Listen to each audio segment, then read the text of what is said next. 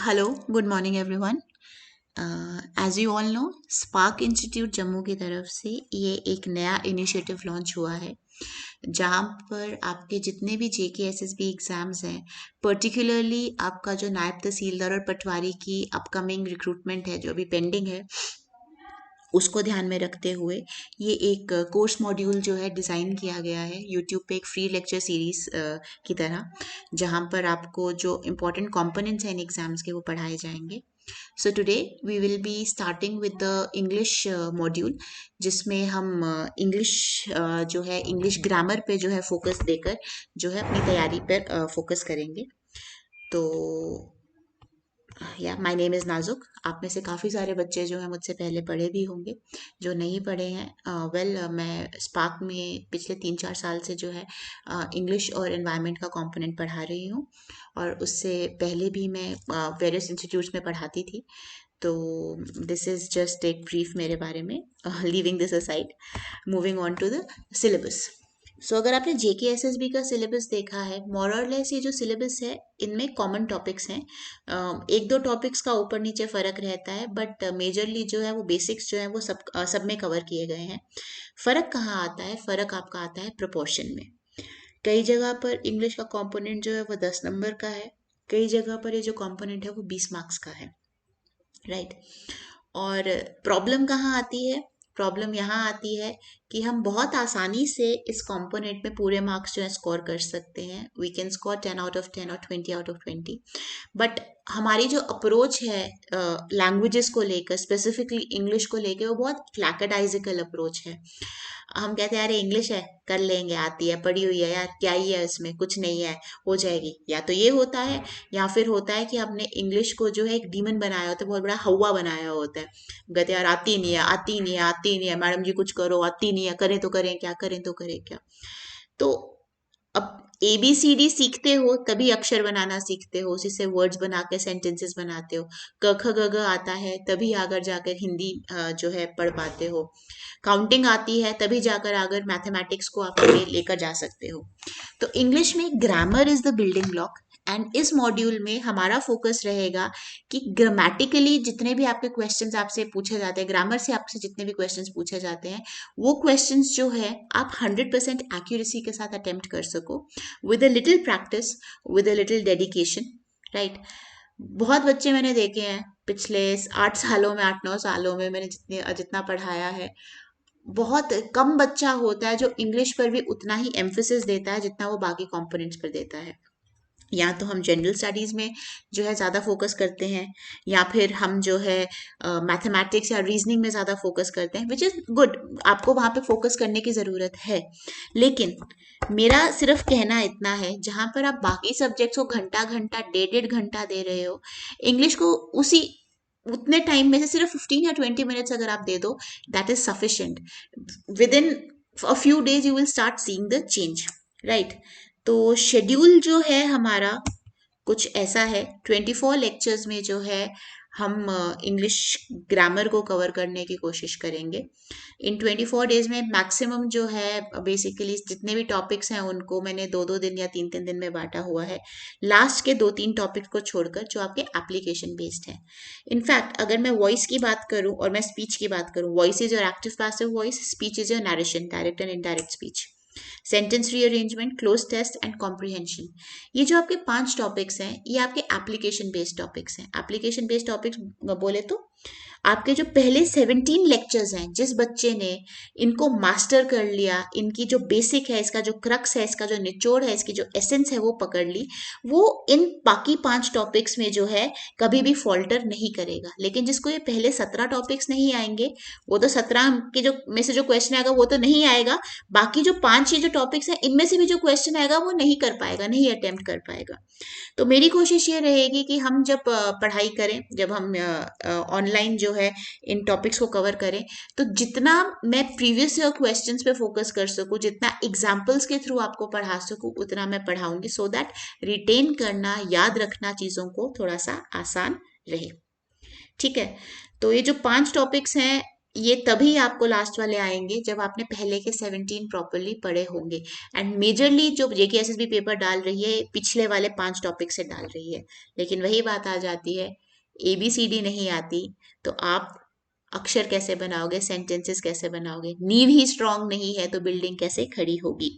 तो यहाँ पर हम नींव तो बनाएंगे ही बनाएंगे, साथ ही साथ कुछ नया कुछ इंटरेस्टिंग सीखने की कोशिश करेंगे। हम लोग इंग्लिश को बहुत रूल्स बेस्ड बना देते हैं, ये रूल है, किस वजह से है कुछ पता नहीं, कुछ लेना देना नहीं, बस रटा मारा हुआ है, अच्छा ये रूल हर चीज पे अप्लाई करता है। ऐसा नहीं होता है, इंग्लिश भी लॉजिक के साथ काम करती है, उसी लॉजिक को डेवलप करने की कोशिश करेंगे। तो without further ado, let us start with the first topic of today which is nouns. Nouns होते क्या है? नाउन्स हिंदी में अगर बात करें तो संज्ञा बोला जाता है, जिनको हम नेमिंग वर्ड्स कहते हैं। संज्ञा, संज्ञा की परिभाषा, किसी भी व्यक्ति का, किसी भी जगह का, किसी भी चीज का नाम जो है उसे संज्ञा बोला जाता है। हिंदी में संज्ञा बोलते हैं, इंग्लिश में नाउन्स बोलते हैं। वेरी सिंपली अगर इनको इसको लेमैन टर्म्स में पुट किया जाए तो ये नेमिंग वर्ड्स हैं। किसी भी चीज को जब हम नाम देते हैं, किसी भी जगह को, किसी भी चीज को, किसी भी इंसान को, तो वो नाउन बन जाता है। तो सबसे पहली क्लासिफिकेशन जो है वो आपकी है common nouns and proper nouns. Common का मतलब ही होता है आम। कॉमन का क्या मतलब होता है? आम। आम मतलब जो रेगुलर आपको देखने को मिले। ये किसी की यूनिक आइडेंटिटी नहीं है, किसी का जो है एक यूनिक उसकी पहचान नहीं है।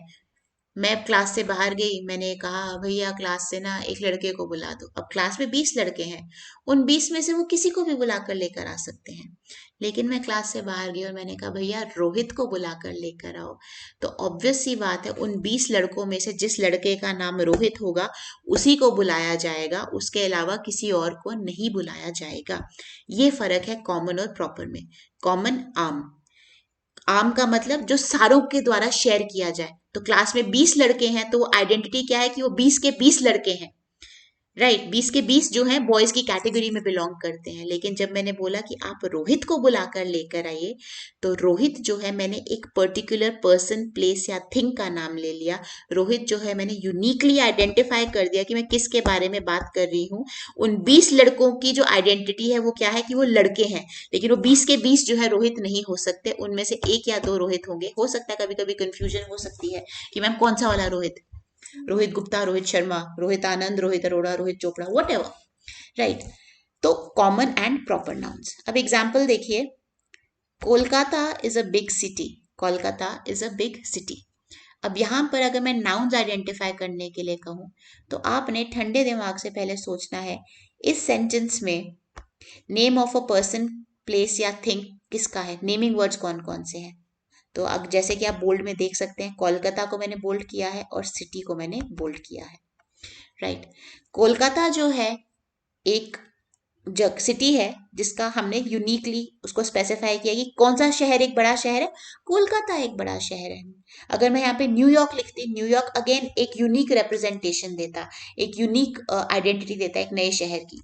तो ये जो सिटी है यहाँ पर ये एक कॉमन नाउन है, वेर एज कोलकाता जो है यहाँ पर एक प्रॉपर नाउन है।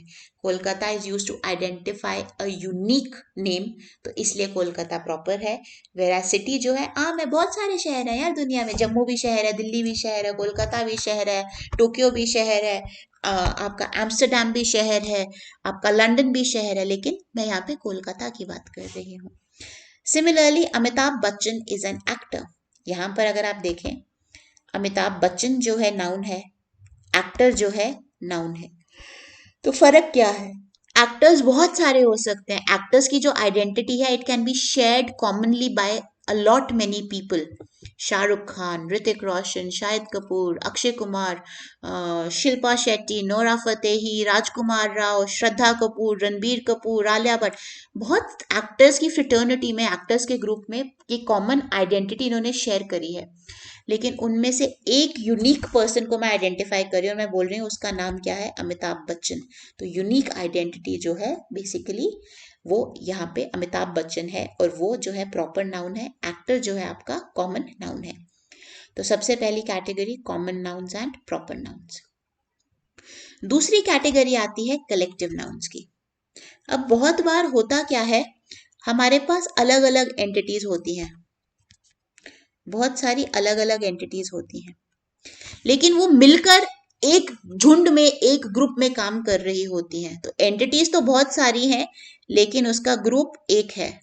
और जब ये एंटिटीज ऐसे ग्रुप में काम करती हैं, इन एंटिटीज को एक ग्रुप की आइडेंटिटी दी जाती है, उसको बोला जाता है कलेक्टिव नाउन, जहां पे वो कलेक्ट होकर एक कलेक्शन बनाकर जो है काम कर रही है। ठीक है, when things are taken together in a group. अब जैसे मैं बोलती हूँ झुंड, कैटल का झुंड, कैटल का झुंड क्या हुआ, हर्ड ऑफ कैटल। तो यहाँ पर कैटल उसमें बहुत सारे हैं, उसमें गाय भैंस जो है बहुत सारे हैं, लेकिन वो झुंड जो है वो एक है। तो यहाँ पर जो आपका हर्ड ऑफ कैटल है, ये जो आपका हर्ड ऑफ कैटल है, ये आपका बेसिकली कलेक्टिव नाउन है। Similarly the police dispersed the crowd. अब इस सेंटेंस में अगर मैं आपको बोलूं कि मेरे लिए नाउन्स आइडेंटिफाई करो, तो बहुत आसान है। पुलिस अगेन पर्सन का नाम है, क्राउड एक तरह से कलेक्टिव नाउन है, जहां पर मैं बहुत सारे लोगों को जो है एक ग्रुप में डाल रही हूँ, उनकी कॉमन आइडेंटिटी ले रही हूँ कि भाई things taken together in a group. तो क्राउड, लोग जब एक झुंड में आ जाते हैं तो उनको पीपल नहीं बोला जाता, उसको क्राउड बोला जाता है, झुंड बोला जाता है, मॉब बोला जाता है, राइट। तो यहाँ पे जो क्राउड है ये कलेक्टिव नाउन है, वेराज पुलिस जो है आपका एक नाउन है। I hope this is clear. Common noun क्या होता है, प्रॉपर नाउन क्या होता है, कलेक्टिव नाउन क्या होता है। नेक्स्ट कैटेगरी जो है हमारे नाउन्स की, वो है एब्स्ट्रैक्ट एंड कॉन्क्रीट नाउन्स। इसको इनटैंजिबल या टैंजिबल नाउन्स भी बोला जाता है। एब्स्ट्रैक्ट को इनटैंजिबल बोला जाता है, कॉन्क्रीट को टैंजिबल बोला जाता है। एब्स्ट्रैक्ट का मतलब होता है जो बेसिकली आपकी किसी क्वालिटी को रेफर करे, आपके किसी एक्शन को रेफर करे, या आपके किसी स्टेट को रेफर करे। And what do I mean by quality, action या स्टेट? बेसिकली आपको जो है 5 इंद्रियां दी गई है, you have 5 sensory organs in your body. कौन कौन से हैं? आंखें दी गई हैं देखने के लिए, नाक दिया गया है सूंघने के लिए, जीभ दी गई है टेस्ट करने के लिए, कान दिए गए हैं सुनने के लिए, और स्किन दी गई है टच करने के लिए। स्किन जो है फील करने के लिए नहीं दी गई है, स्किन आपको टच करने के लिए दी गई है। फील और टच के बीच का डिफरेंस क्या है, जिस बच्चे को नहीं पता प्लीज इसको एक बार देख लेना। फील जो है आपके इमोशंस के साथ जुड़ा होता है, फीलिंग के साथ जुड़ा होता है, वेराज टच जो है स्किन के साथ जुड़ा होता है। तो आपके 5 सेंसरी ऑर्गन्स जिस चीज को परसीव ही ना कर पाए, मैं कहती हूं बचपन, चाइल्डहुड, क्या मैं वो देख सकती हूँ? बचपन मैंने किसी का देखा है? My childhood was very happy. Example, my childhood was very happy. मेरा चाइल्डहुड जो है वो खुशी खुशी गुजरा था। अब यहाँ पे मैं बचपन की बात करूँ, मुझे पता है बचपन एक चीज है, एक स्टेट है मेरी लाइफ का जो निकल चुका है, लेकिन चीज वो है, लेकिन क्या मैं उस चीज को देख सकती हूँ? नहीं।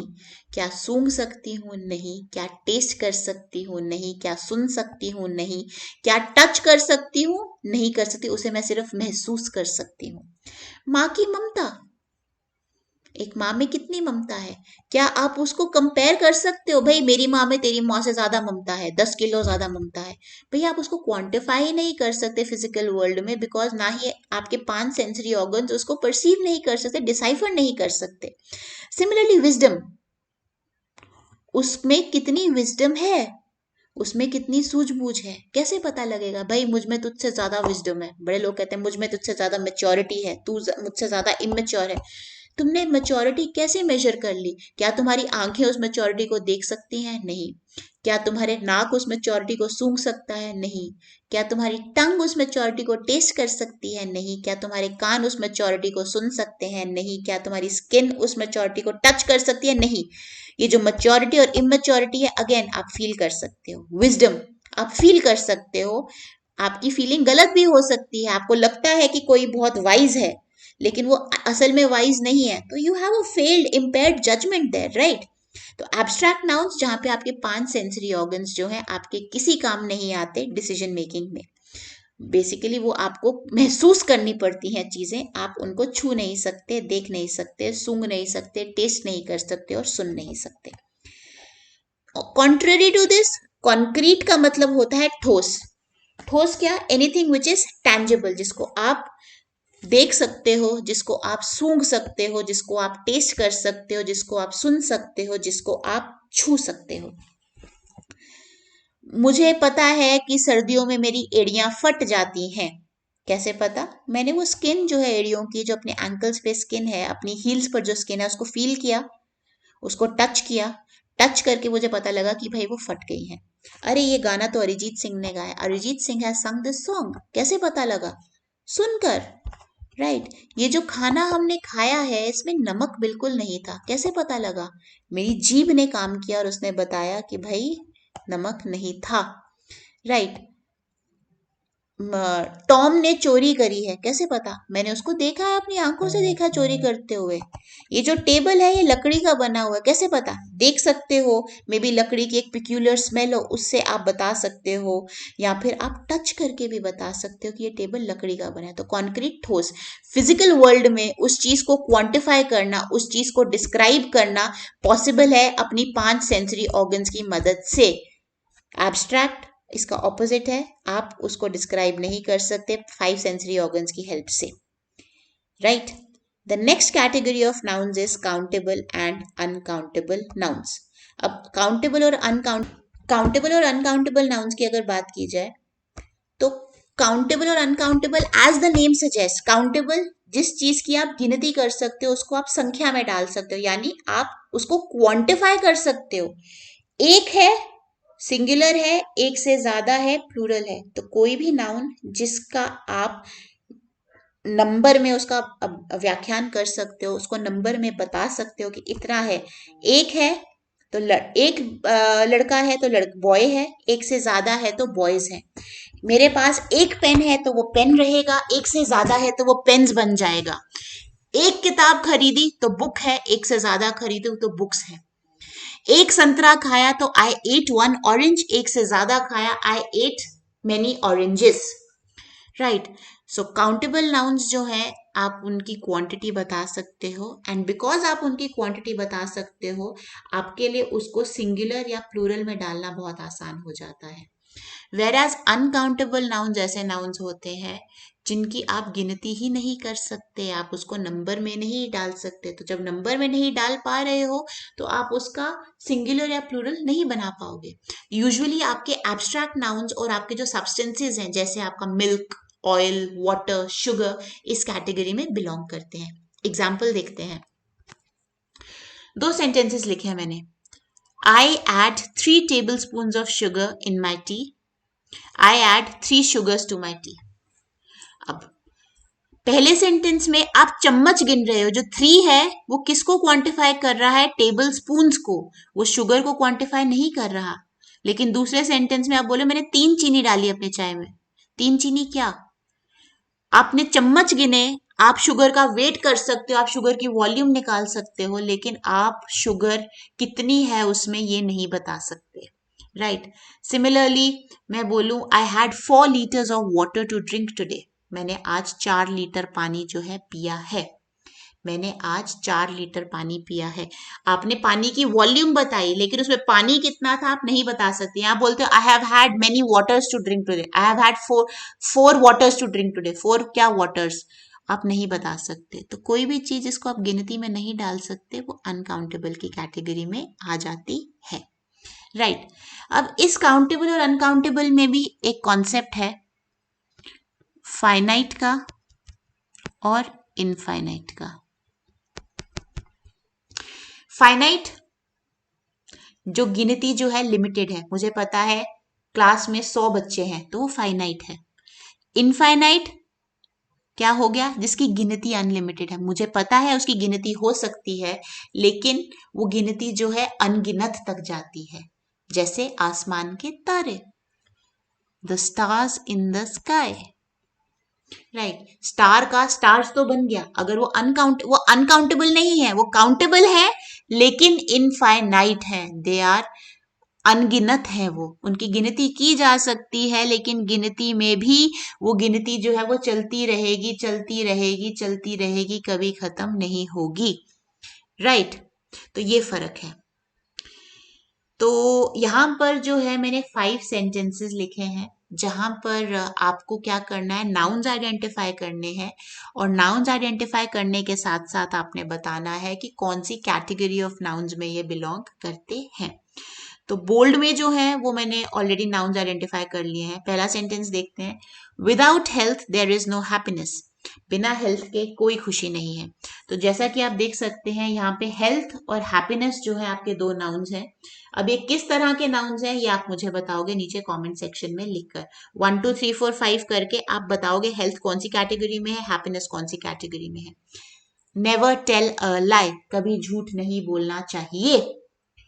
तो यहाँ पर लाई जो है आपका नाउन है, कौन सी कैटेगरी का नाउन है, again you will tell me. Jawaharlal Nehru was the first prime minister of India. Relatively simpler sentence. यहाँ पर जवाहरलाल नेहरू आपका नाउन है, प्राइम मिनिस्टर आपका नाउन है, इंडिया आपका नाउन है। अब कौन कौन सी कैटेगरी में ये नाउन्स फॉल करते हैं, again you will tell me. We saw a fleet of ships in the harbour. हमने हार्बर में शिप्स का एक झुंड देखा। तो यहाँ पर नाउन्स क्या क्या है, फ्लीट ऑफ शिप्स और दूसरा है हार्बर। और पांचवा सेंटेंस है the class is studying grammar. तो एज यू कैन सी इसमें नाउन है क्लास और ग्रामर। तो क्लास और ग्रामर कौन सी कैटेगरी ऑफ नाउन्स में बिलोंग करते हैं, again you are going to tell me, right. तो अगर मैं इस लेक्चर अभी तक जो पढ़ा है उसको रिकैप्चुलेट करूं, तो इन एसेंस हमने क्या पढ़ा है, इन एसेंस हमने पढ़ा है नाउन्स आपके कौन कौन से टाइप के नाउन्स क्या होते हैं। नाउन्स आपकी संज्ञा होती है, नेमिंग वर्ड्स होते हैं, राइट। पहली कैटेगरी हमने पढ़ी कॉमन एंड प्रॉपर नाउन्स, दूसरी हमने पढ़ी कलेक्टिव नाउन्स, तीसरी हमने पढ़ी एब्स्ट्रैक्ट एंड कॉन्क्रीट नाउन्स, पांचवी हमने पढ़ी काउंटेबल एंड अनकाउंटेबल नाउन्स, और इसी के अंदर हमने पढ़ा फाइनाइट एंड इनफाइनाइट का कॉन्सेप्ट। उसके बाद मैंने आपको 5 सेंटेंसेस दिए हैं जहां पर आप कमेंट सेक्शन में जो है मुझे बताओगे कि जो नाउन्स हैं वो कौन सी कैटेगरी में बिलोंग करते हैं। नेक्स्ट, नाउन्स जो हैं जेंडर के बेसिस पे भी क्लासिफाई किए जा सकते हैं। Nouns can be classified on the basis of gender. A noun can be masculine, मर्दाना, आदमी लोग जो बेसिकली मेल है आपका उसको मैस्कुलिन बोला जाता है। फेमिनिन, आपका फीमेल है जो उसको फेमिनिन बोला जाता है। Common gender and neuter gender. Common gender की बात करें, कॉमन जेंडर में होता है कि वो आइदर मेल और फीमेल हो सकता है, राइट। मैंने बोला पेरेंट, पेरेंट या तो फादर हो सकता है या मदर हो सकता है। फादर हुआ तो मैस्कुलिन, मदर हुआ तो फेमिनिन। सिमिलरली चाइल्ड, राइट, लड़का हुआ तो बॉय, लड़की हुई तो girl. Student, again common gender, लड़का हुआ तो बॉय, लड़की हुई तो गर्ल। अब न्यूटर जेंडर क्या है? न्यूटर जेंडर बेसिकली आपकी जो लाइफलेस थिंग्स होती हैं, जो आपकी चीजें होती हैं जिनमें जिंदगी नहीं होती, जान नहीं होती, जिनका जेंडर आप नहीं बता सकते, ना ही वो आदमी है ना ही वो औरत है, नाइदर मेल नॉर फीमेल। जैसे बुक, अब बुक क्या है, आदमी है औरत है, क्या बता। पेन, आदमी है औरत है। रूम, आदमी है औरत है। आप नहीं बता सकते ये चीजें, तो ये न्यूटर जेंडर की कैटेगरी में आती है। अब मैंने यहाँ पर ये सेंटेंस दिया था, I believe in his innocence. मैं उसकी इनोसेंस में बिलीव करती हूँ, मैं उसकी मासूमियत में बिलीव करती हूँ। इस सेंटेंस में आप मुझे बताओगे कि नाउन क्या है, राइट, और वो नाउन कौन सी कैटेगरी में बिलोंग करता है। ठीक है, मैं उसकी मासूमियत में बिलीव करती हूँ। इसके बाद जो है बेसिकली हमें जो पेपर आपका पूछा जाता है वो ऐसे नहीं पूछा जाता कि आपको एक सेंटेंस दे दिया जाएगा और वो आपको बोलेगा जी हाँ जी बताओ इसमें से इस सेंटेंस में नाउन कौन कौन से हैं और वो नाउन जो है कौन सी कैटेगरी में बिलोंग करते हैं। No, they not going to ask you that, not going to test you on that. But फिर भी हम नाउन्स क्यों पढ़ रहे हैं, बिकॉज बेसिक बिल्डिंग ब्लॉक है ग्रामर का, आपका पहला पार्ट ऑफ स्पीच है। तो ये जो नाउन्स हैं ये किस तरह से इस्तेमाल होते हैं आपके सेंटेंसेस में, जो केस है नाउन्स का कि वो किस तरह से यूज हो रहे हैं आपके सेंटेंस में, वो वेरी करता है। क्या वो सब्जेक्ट की तरह यूज हो रहे हैं, क्या वो ऑब्जेक्ट की तरह यूज हो रहे हैं, क्या वो एक पोजेसिव नाउन की तरह इस्तेमाल हो रहे हैं, या वो एक एपोजिशन की तरह इस्तेमाल हो रहे हैं। राइट अगर मैं सब्जेक्ट की बात करूं, जस्ट अ मोमेंट, तो सब्जेक्ट और ऑब्जेक्ट क्या है, उस पे जाने से पहले देयर इज समथिंग जो आपको ब्रीफ बताना पड़ेगा। इंग्लिश लैंग्वेज के 3 गोल्डन रूल्स हैं। 3 गोल्डन रूल्स क्या है? हर एक सेंटेंस में आपका काम हो रहा होगा, कोई ना कोई एक्शन हो रही होगी, काम। ये जो काम है इसको हिंदी में क्रिया भी कहा जाता है, और यही जो क्रिया है इसको इंग्लिश में वर्ब बोला जाता है। तो हर एक सेंटेंस में कुछ ना कुछ वर्ब हो रहा होगा। ये जो वर्ब है, या तो ये एक फिजिकल एक्शन हो सकती है, या फिर ये एक मेंटल एक्शन हो सकती है, या फिर ये एक स्टेट ऑफ बीइंग एक्शन हो सकती है, किसी चीज का होना या किसी चीज का ना होना, पहली चीज। दूसरी चीज, लैंग्वेज में आपकी 2 तरह की वॉइसेस हैं, एक है एक्टिव वॉइस और दूसरी है पैसिव वॉइस। दोनों में क्या फर्क है? अगर मैं एक्टिव वॉइस की बात करूं,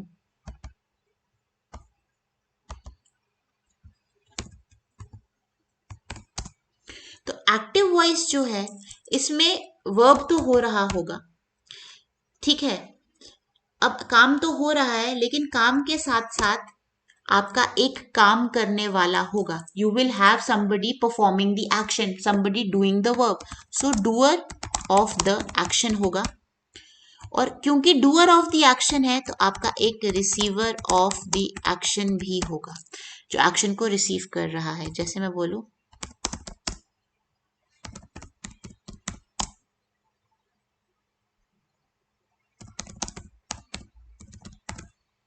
I am teaching the students. यहाँ पे क्या एक्शन हो रहा है, मैं क्या काम कर रही हूँ? टीचिंग का काम कर रही हूँ। तो जो टीचिंग का काम है ये मेरा क्या है?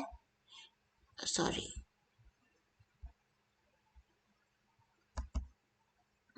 I am teaching. तो जो टीचिंग का मेरा काम है ये बेसिकली क्या है? यहाँ पे मैं वर्ब परफॉर्म कर रही हूँ टीचिंग का। कौन टीच कर रहा है? आई टीच कर रही हूँ। तो आई क्या हो गया? आई मेरा डूअर ऑफ द एक्शन हो गया। किसे टीच कर रही हूँ? स्टूडेंट्स को टीच कर रही हूँ। तो मेरे स्टूडेंट्स क्या हो गए? Receiver of the action. तो आई डूअर ऑफ द एक्शन, जो आपका जिसको हम सब्जेक्ट भी कहते हैं, जो डूअर ऑफ द एक्शन है इसको सब्जेक्ट भी बोला जाता है। जो रिसीवर ऑफ द एक्शन है उसे ऑब्जेक्ट भी बोला जाता है। राइट तो एक्टिव वॉइस में जो है, जो काम कर रहा होता है, ये जो आपका डूअर ऑफ द एक्शन है, ये सबसे इंपॉर्टेंट होता है। He is the most important person. क्या एक्शन हो रहा है, किस पर हो रहा है, वो सेकेंडरी हो जाता है। सबसे इंपॉर्टेंट क्या है कि भाई कोई काम कर रहा है। लेकिन पैसिव वॉइस में उल्टा हो जाता है। पैसिव वॉइस में क्या हो जाता है? पैसिव वॉइस में जो आपका वर्ब है और जो आपका रिसीवर ऑफ द एक्शन है, जिसको हम ऑब्जेक्ट भी कहते हैं, वो ज्यादा इंपॉर्टेंट हो जाता है, with very little emphasis, with very little significance to the doer of the action। Subject पे बहुत कम emphasis जो रहता है।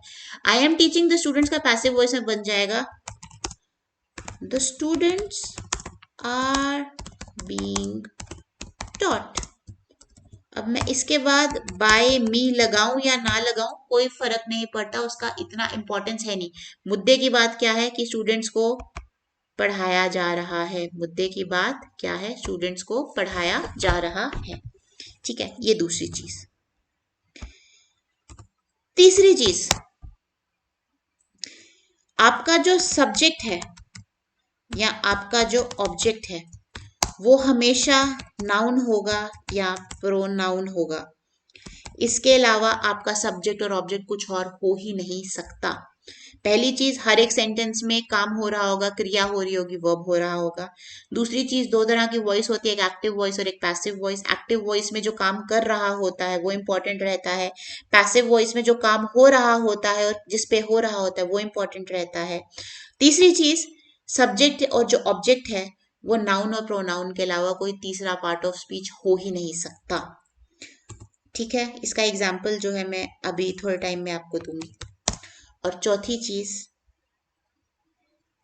सब्जेक्ट, वर्ब, ऑब्जेक्ट जो है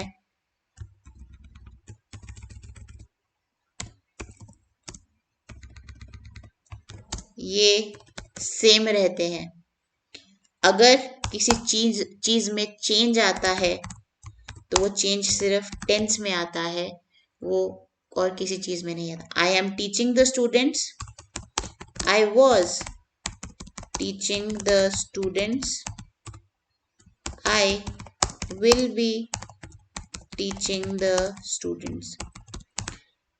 प्रेजेंट, पास्ट और फ्यूचर, टेंस बदला, वर्ब तो वही रहा टीच करने का, सब्जेक्ट भी वही रहा आई मैं, और स्टूडेंट्स भी वही रहे, राइट। तो ये चीजें हैं, ये चार चीजें आपने याद रखनी है। ये जो चार चीजें जिसको याद रह गई ना, उसके लिए इंग्लिश में पूरे मार्क्स स्कोर करना मुश्किल नहीं है। अब ये जो तीसरा पॉइंट मैंने यहाँ पर लिखा है, सब्जेक्ट और ऑब्जेक्ट हमेशा नाउन या प्रोनाउन रहता है। जो आपका सब्जेक्ट है, जो ऑब्जेक्ट है, हमेशा नाउन या प्रोनाउन रहेगा। ये सेंटेंस जो ये जो पॉइंट है ये गौर फरमाने वाला है, क्योंकि यहाँ पर नाउन्स का जो हम केस डिस्कस करेंगे वो इसी से डिराइव होता है कि भाई सब्जेक्ट और ऑब्जेक्ट नाउन और प्रोनाउन के अलावा कुछ और हो ही नहीं सकता। तो इस चीज को हम कल के लेक्चर में कंटिन्यू करेंगे। अगर किसी को यहाँ तक कोई भी डाउट है, please feel free to leave it in the comment section below and we will get back to you shortly, right. Thank you everyone. Have a good day and hopefully I will see you in the next class. Please do join us. इसको एक जितना maximum derive कर सकते हो आप लोग उसको इसमें से मैक्सिमम डिराइव करिए। कोई भी डाउट होता है किसी भी तरह का, नीचे कमेंट सेक्शन में आप लिख सकते हैं। इस वीडियो को ज़्यादा से ज़्यादा लाइक शेयर सब्सक्राइब करिए। Help it reach to students जो मे बी एक्सपेंसिव कोचिंग जो है अफोर्ड नहीं कर सकते, किसी का कुछ लिमिटेशन है, किसी के कोई कंस्ट्रेंट्स हैं, कोचिंग में नहीं आ सकते हैं, राइट। एजुकेशन से कोई भी बच्चा जो है वो दूर नहीं रहना चाहिए। एक फेयर चांस, एक फेयर अपॉर्चुनिटी हर किसी को मिलनी चाहिए। So I will see you all soon. कल के लेक्चर में 11 से 12 फ्राइडे और सैटरडे को आपकी इंग्लिश की क्लास रहेगी, राइट। अगर मैंने टाइम पहले मेंशन नहीं किया था। Again, in case of any doubts please feel free to leave message in the comment section below and I will get back to you shortly. Thank you. Have a good day. It was a pleasure teaching you all. Thank you.